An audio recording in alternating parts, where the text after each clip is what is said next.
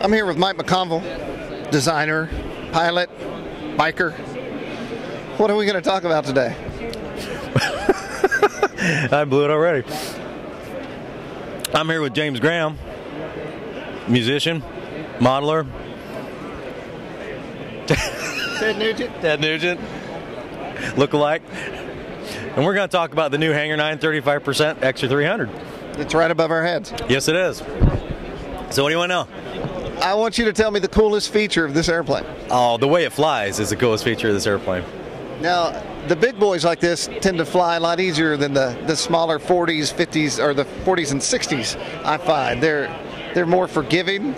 Yep. And it seems to be a lot more pleasurable, although the danger factor is higher because it's a much bigger and more expensive airplane. Yeah, absolutely. The risk factor is higher because there's a lot more money in there. But yeah, they do. I mean, bigger airplanes have more dampening and things happen a little slower, so they're easier and more forgiving. But this particular one is an evolution kind of the 35% 260 that we did about 5 years ago, which was a really popular airplane.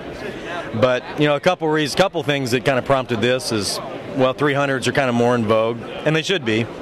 300 has a longer canopy, has more side area, so get a bit stronger knife edge than a 260. And you know, when I did the 260, I thought it was, you know, it was designed to be as strong as it needed to be for the way, you know, for hard 3D.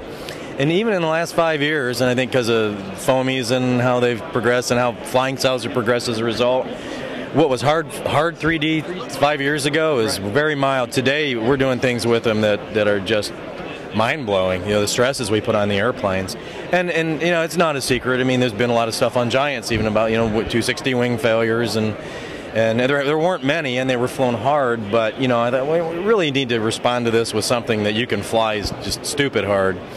And so that was kind of the other reason for doing the 300. So I took all of the design numbers of the 260, made a few tweaks to make it even better. A couple little things that I always thought it was a little weak in the amount of fin area and a little more yaw stability, so this has got a little bigger fin.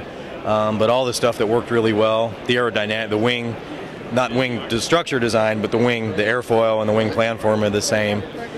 Turned it into a 300 and then totally re-engineered it. And that's the result. You know, it's strong. Are you going to have this out at Knoll? This will be at Knoll. My boy Seth is going to be flying it at the XFC this year. Oh, cool. He's going to be winning the XFC with it this year. And yeah, we'll have 2 or 3 of them at Knoll flying. Excellent. Well, Mike, thanks for talking to us. And this is for all you FG guys. Of course, I am not a giant scale pilot. I never have been. I liken it to flying El Caminos around a pasture, you know. But I applaud all you guys that do. So thank you, sir. My pleasure.